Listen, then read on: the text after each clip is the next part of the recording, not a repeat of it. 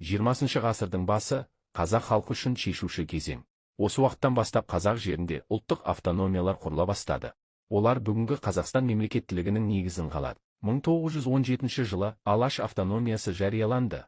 Бұл қазақ халқының өз жерінде өз үкіметін құруға алғаш жасаған нақты қадамы. Алаш қозғалысы ұлттық сана мен мемлекеттілік идеясын күшейтті. 1920 жылы 26 тамызда тарихи декрет жарияланып, Қазақ АКСР құрылды.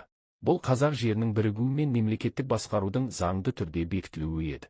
Алғашқы астана Орынбор қаласы болды. Кеңестік кезеңдегі автономия қазақ жерлерін қайта біріктірді.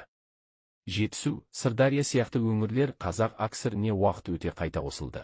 Бұл болашақ тәуелсіз Қазақстанның аумақтық тұтастығын бекіткен маңызды қадам. Ұлттық автономия қазақ тілінің, әдебиеттің, ғылым мен ағартушылықтың дамуына серпін берді. Қазақ мектебі, қазақ баспасөзі, алғашқы оқулықтар осы кезеңнің жемісі. Қазақ халқы саяси өмірге белсенді қатыса бастады. Зиялылар мемлекеттік басқару ісіне тартылды. Жаңа ұлттық элита қалыптасты. Ұлттық автономия экономиканың дамуына жол ашты.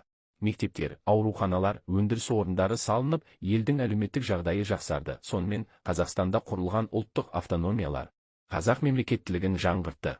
Жердің тұтастығын сақтады, ұлттық мәдениетті дамытты, тәуелсіздікке жол ашты. Бұл тарихи кезең бүгінде біз бағалап, құрметтеуге тиіс рухани ұлттық мұра.